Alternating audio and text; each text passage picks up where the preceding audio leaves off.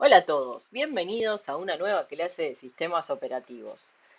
Como ya sabemos, la concurrencia es la capacidad de ejecutar múltiples procesos como si fueran simultáneos.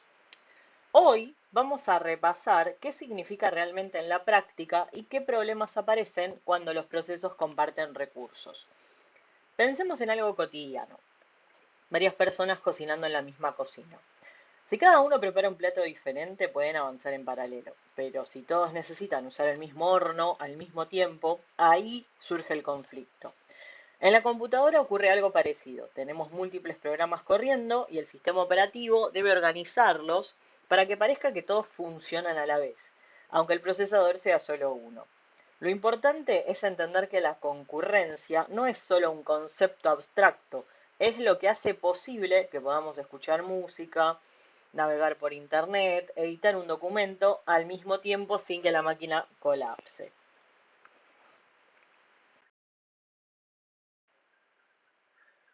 La concurrencia necesita reglas básicas para que funcione de manera justa y eficiente. Por un lado, progreso. Si hay recursos disponibles, algún proceso tiene que avanzar. Ausencia de inanición. Ninguno puede quedar esperando eternamente. Equidad. Todos deben tener oportunidad justa. Imaginen, por ejemplo, una fila en el supermercado.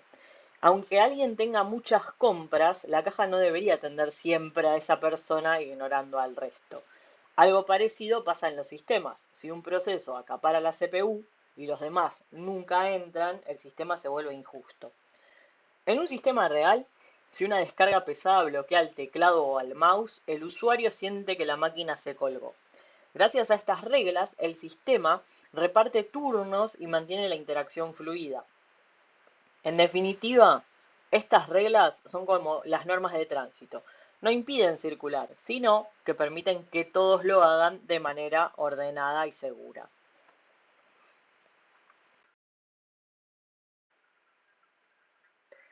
La exclusión mutua asegura que solo un proceso acceda a un recurso crítico a la vez, mientras que la espera acotada garantiza que nadie se quede afuera indefinidamente. Eh, Podemos imaginarnos, igual que en la clase pasada, el ejemplo de un baño de una sola persona, o sea, no un baño con varias puertas, sino una sola puerta, un solo baño. Si alguien entra, se hace la fila afuera, los demás tienen que esperar. Eso es exclusión, pero si uno se queda adentro para siempre, los demás no van a poder entrar nunca. Ahí entra la espera acotada, todos tendrán su turno. En informática pasa lo mismo. Si dos procesos intentan escribir al mismo tiempo en un archivo de log, la información puede quedar mezclada e ilegible. El sistema necesita un mecanismo para que entren de a uno y no bloqueen a los demás para siempre. La conclusión acá es que integridad y justicia van de la mano, no alcanza con que los datos estén seguros. También es importante que todos los procesos tengan acceso en un tiempo razonable.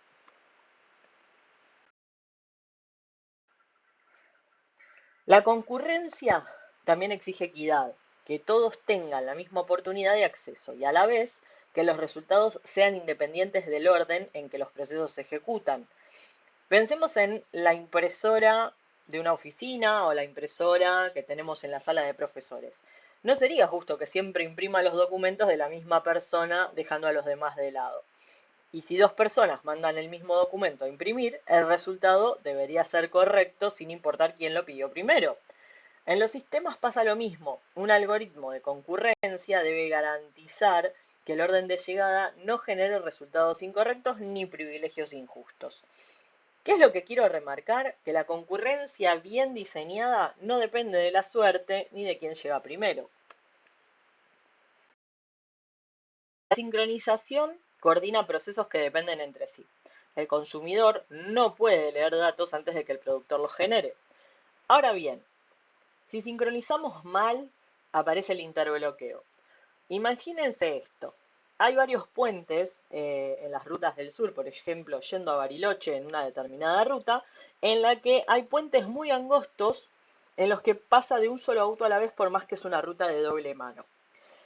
Si no hay ningún sistema de aviso que indique que ya hay un auto pasando por el puente y dos autos llegan a la vez, se van a cruzar en un lugar en el cual van a quedar atascados uno frente al otro y ninguno de los dos va a poder avanzar, salvo que uno retroceda. Se van a quedar los dos ahí esperando a que retroceda el otro y si ninguno retrocede, se bloqueó el puente y no va a pasar más nadie.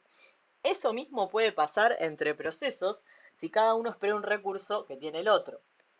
En la práctica, el sistema operativo debe establecer políticas que eviten estas situaciones. Puede ser ordenando el acceso a los recursos, limitando cuántos procesos entran al mismo tiempo o detectando el bloqueo y forzando una salida. En resumen, la sincronización es vital, pero si se diseña mal puede paralizar todo el sistema. Los procesos rara vez trabajan aislados. Word necesita hablar con el sistema de archivos, Spotify con la tarjeta de sonido y un navegador con la red. Pensemos en el celular. Mientras usamos una aplicación de mensajería, esta se comunica con el sistema para acceder al micrófono, con la cámara para tomar fotos y con internet para enviar los datos. Eso es IPC, un conjunto de mecanismos que permiten que los procesos cooperen sin chocarse. Lo que quiero que quede claro es que la concurrencia sin comunicación no sirve.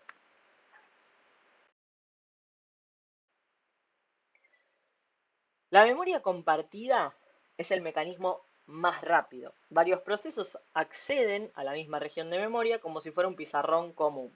Piénsenlo en el whiteboard que hacemos al principio de la clase. Pero esa rapidez tiene un costo. Si no ponemos reglas claras, los procesos pueden pisarse la información unos a otros, tal cual como el whiteboard de cuando empezamos la clase. O sea, alguien podría borrar lo que hizo otro y bueno, empezarían los problemas. Por eso siempre requiere mecanismos de sincronización adicionales como semáforos o mutex. En nuestro caso simplemente seguimos las reglas sociales, pero bueno, en la informática es un poquito más complejo. Los pipes, en cambio, son mucho más simples. Funcionan como un tubo en el que un proceso escribe y otro lee. Son unidireccionales, o sea, uno envía, pasa el dato y le llega al otro del otro lado. Así de simple. En Linux, por ejemplo, cuando encadenamos comandos con ls barra grep pdf, lo que estamos haciendo es conectar procesos con un pipe. Lo importante es notar la diferencia. La memoria compartida ofrece velocidad bruta, pero exige cuidado, mientras que los pipes ofrecen simplicidad y seguridad, pero a costa de rendimiento.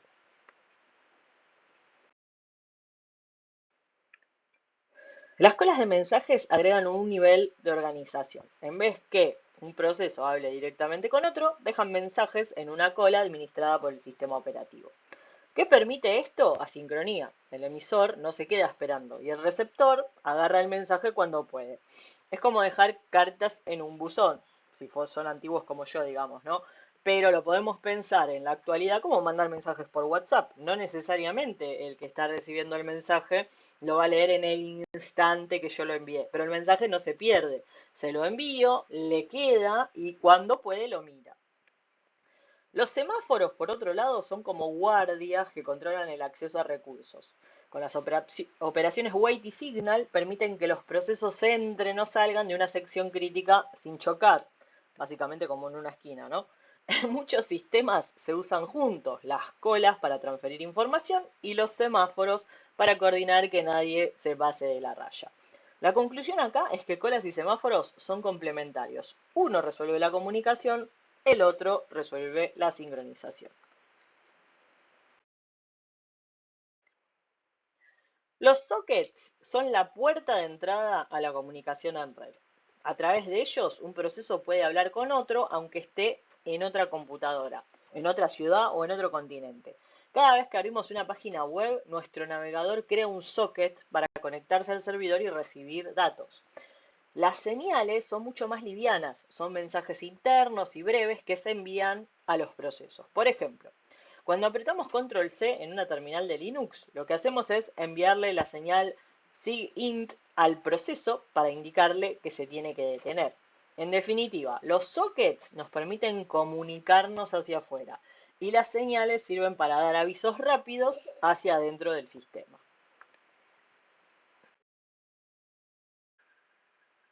La sincronización asegura que los procesos avancen en el orden correcto. Imaginemos una línea de producción. Si la máquina que coloca las tapas trabaja antes que la otra llene las botellas, el resultado es un caos. En los sistemas pasa lo mismo. Si un proceso intenta leer datos que otro todavía no cargó, ¿qué va a encontrar? Acordémonos de cómo funciona la memoria. La memoria tiene que energizarse para mantener los datos, pero si no está energizada no quiere decir que se pierden esos datos, sino que va a quedar basura. Entonces, lo más probable es que si yo leo antes de que el otro me deje los datos, encuentre datos, pero no sean los correctos, o sea que esté leyendo basura. Por eso necesitamos mecanismos que establezcan dependencias y turnos. Sin sincronización, las condiciones de carrera aparecen y el resultado se vuelve impredecible. ¿Qué quiero remarcar acá? Que la sincronización no solamente organiza, sino que hace que el sistema produzca resultados consistentes. Existen distintos mecanismos que nos ayudan a implementar la sincronización. Los semáforos funcionan como contadores que regulan el acceso. Con Wait Signal podemos decidir cuántos procesos entran a la vez a un recurso. Los monitores son una abstracción más de alto nivel. Permiten encapsular variables y operaciones y garantizan exclusión automática sin que el programador tenga que manejar los candados manualmente.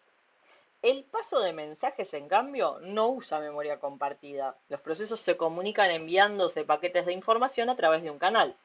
Algo clave es que no hay un mecanismo mejor en todos los casos. Lo que importa es elegir el más adecuado según la situación. A veces necesitamos velocidad, otras simplicidad y en otras seguridad.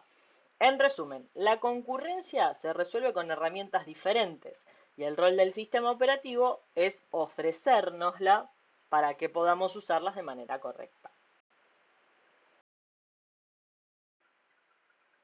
La sincronización aparece en todas partes.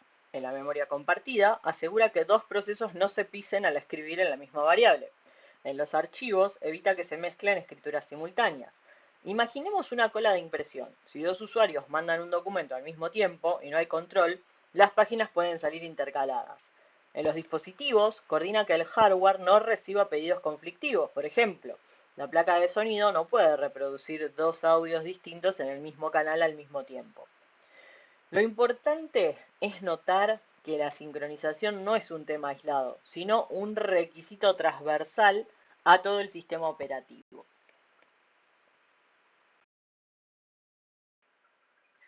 ¿Qué pasa si no hay sincronización? Bueno, ahí enseguida vamos a ver problemas. Podemos tener datos corruptos, como saldos más calculados en una cuenta bancaria. También errores intermitentes, que son los más difíciles de depurar, porque a veces funciona y a veces no. Y en algunos casos extremos, incluso procesos bloqueados o inanición. ¿Qué es la inanición? Es cuando un proceso se muere de hambre, básicamente. No llega nunca a usar el recurso que necesita, entonces termina destruyéndose. Imaginen dos cajeros electrónicos accediendo a la misma cuenta sin control. Si ambos intentan debitar al mismo tiempo, el saldo puede quedar negativo o inconsistente.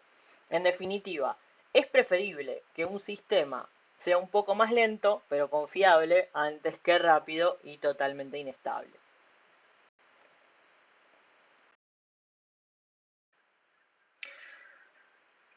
El mutex, que es la contracción de exclusión mutua en inglés, mutual exclusion, es la forma más simple de garantizar exclusión mutua. Es un candado binario. Solo un proceso puede entrar a la sección crítica y al salir debe liberar el candado. Podemos pensar en un baño público con una llave. Quien entra se lleva la llave y mientras la tenga nadie más puede entrar.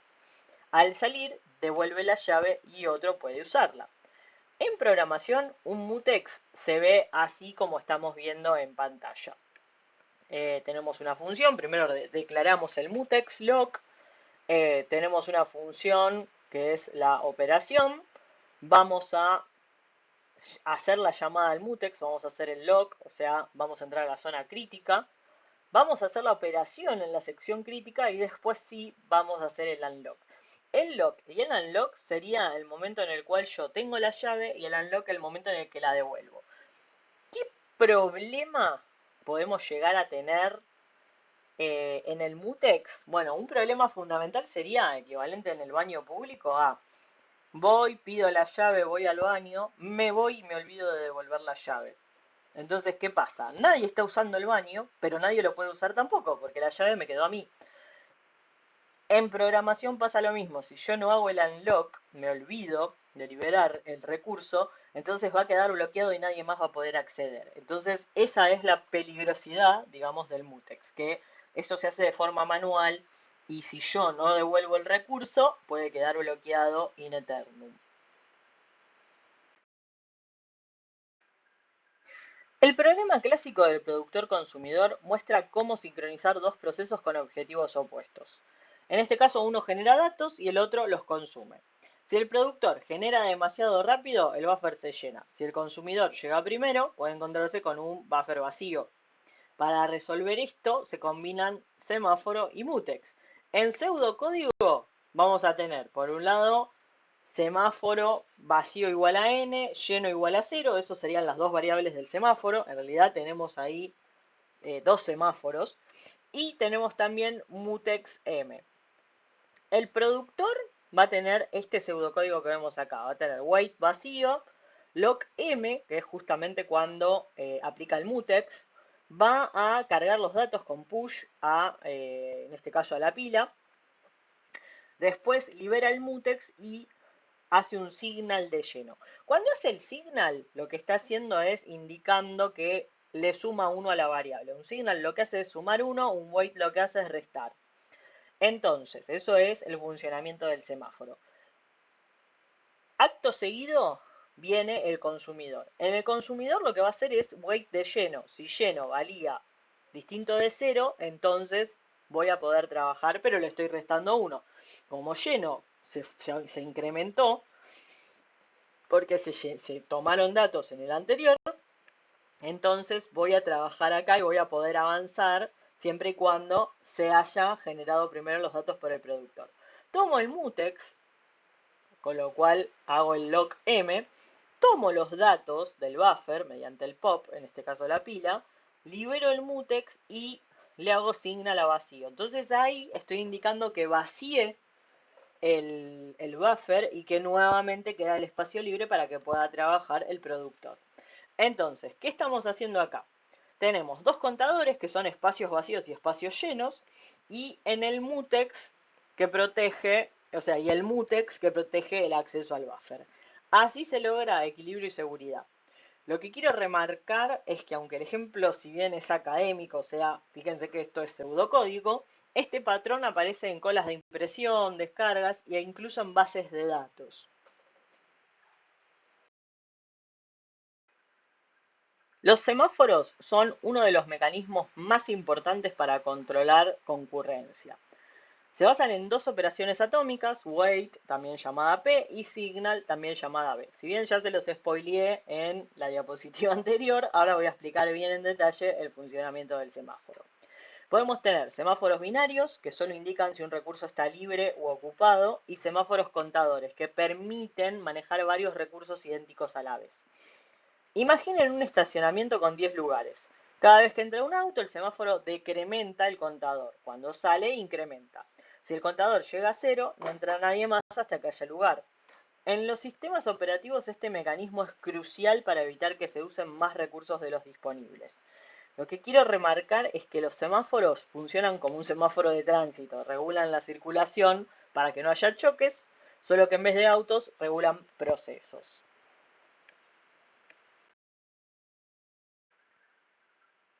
Veamos un ejemplo simple en Python que muestra cómo un semáforo limita el número de accesos simultáneos a un recurso.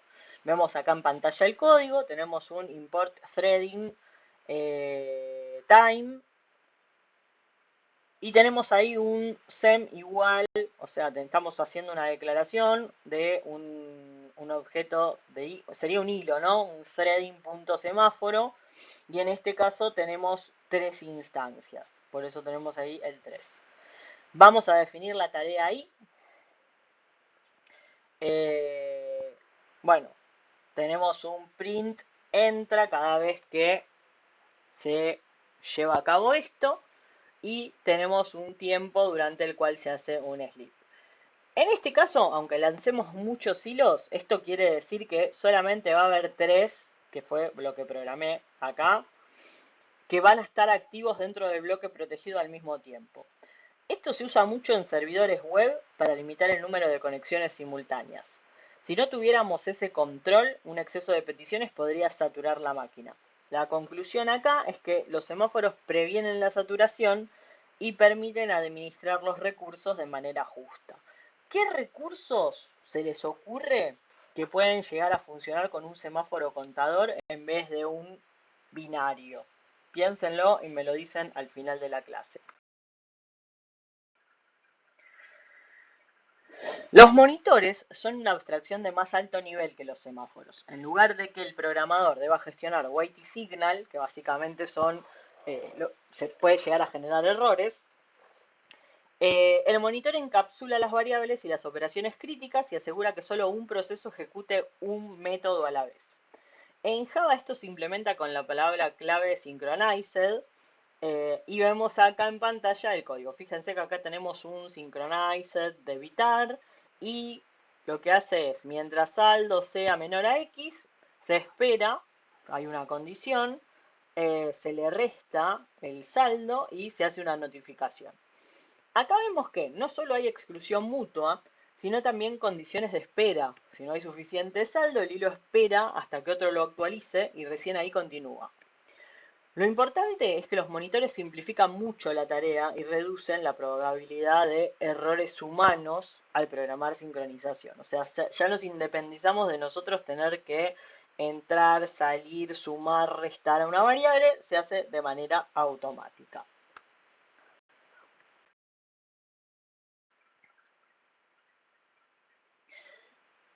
El paso de mensajes es una alternativa a la memoria compartida. En lugar de que los procesos accedan a la misma variable, se comunican enviando paquetes de información a través de un canal. Hay distintas variantes: comunicación directa, A le manda a B; indirecta, A y B intercambian a través de un buzón; y comunicación sincrónica, el emisor espera confirmación; o asincrónica, deja el mensaje y sigue trabajando. Pensemos en la vida cotidiana. Un chat de WhatsApp es asincrónico, porque yo puedo mandar un mensaje y el otro lo lee después cuando puede. Una llamada telefónica o una videollamada es sincrónica, porque necesito que la otra persona atienda para que haya comunicación. En sistemas distribuidos, el paso de mensajes es fundamental. Los microservicios, por ejemplo, intercambian datos a través de colas de mensajes como RabbitMQ o Kafka.